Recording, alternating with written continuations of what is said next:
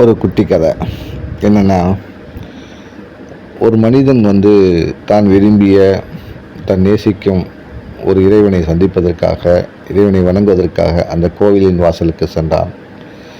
அங்கே பார்த்தீங்கன்னா கூட்டம் அலை மோதிச்சு, அதான் அதிகமான கூட்டம். இன்னொரு பக்கம் தரிசன கட்டணம், இன்னொரு பக்கம் விஐபி கட்டணம், பொது கட்டணம்.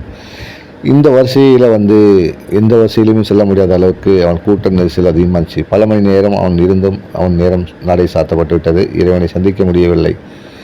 ரொம்ப வருத்தத்துடன் அவன் வீட்டுக்கு சென்று கொண்டிருந்தான். வழியில் ஒரு முதியவர் அவனை சந்தித்தார். ஏன்பா, ரொம்ப கவலை தொழிந்த முகத்துடன் வருகிறாயே, என்ன காரணம்? கோயிலுக்கு சென்று விட்டு வருகிறாயா? இறைவனை தரிசனம் செய்தாயா என்று கேட்டார்.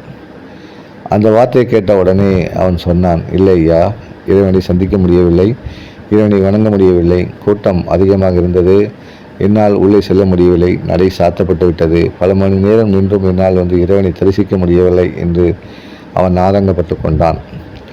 அந்த முதியவர் சொன்னார், சரி, வெளியில் இன்று கோபுரம் தரிசனம் செய்தாயா என்று கேட்டார். ஆமாய்யா, கோபுரம் தரிசனம் செய்தேன். அது போதுமே, இறைவனை நீ பார்த்ததற்கு சமந்தானே என்றார். இல்லையா, இறைவன் உள்ளே தானே இருக்கிறார், நான் எப்படி அவரை பார்க்க முடியும்? கோபுரத்தை தானே நான் பார்த்தேன் என்றார். அதுக்கு அந்த பெரியவர் சொன்னார், இறைவன் எங்கு இருக்கிறான் என்பதை நீ அறிந்து கொண்டாயா? உன் ஆள் மனது எங்கு இருக்கிறது என்று ஒத்துக்கொள்கிறாயா என்று கேட்டார். அதற்கு அவன், இறைவன் எங்கும் நிறைந்தவன்தான் என்பதை நானும் படித்திருக்கிறேன். இறைவன் எங்கும் நிறைந்திருக்கிறார் என்பதை என் உள் உணர்வும் சொல்கிறது.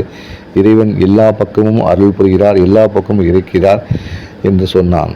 உடனே பெரியவர் சிரித்து கொண்டே சொன்னார், பிறகு ஏன் ஆலயத்திற்குள் உள்ளே இறைவன் இருக்கிறார் என்று நீ நம்புகிறாய்?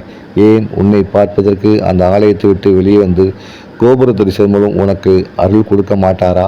அந்த அருளை உனக்கு தந்திருக்க மாட்டாரா என்று ஒரு கணம் கேட்டார். சற்று அதிர்ச்சியானவன் நிமிர்ந்து பார்த்தான். அந்த முதியவர் அங்கு மாயமாக காட்சியளித்தார். அந்த முதியவர் அந்த இடத்தில் இல்லை. ஒரு கணம் யோசித்தான், ஐயா பெரியவரை எங்கே ஆளை காணும் என்று. மறுகணம் நிறுத்தினான், நிதானித்தான், சிந்தித்தான். ஆகா, தன் எதிரே வந்தவரே இறைவன், தன் எதிரே வந்தவனை நான் விரும்பும் தலைவன் என் இறைவன் என்று எண்ணிக்கொண்டான். முட்டாள்தனம் செய்துவிட்டேன். இறைவன் எல்லா பக்கமும் நிறைந்திருக்கிறான். இது தெரியாமல் நானும் மாட்டு மந்தையாய் கூட்டத்தில் சிக்கி கொண்டேனே. இறைவா, உன்னை தனித்துவமாக காண்கிறேன், என் உள்ளத்தில் காண்கிறேன்.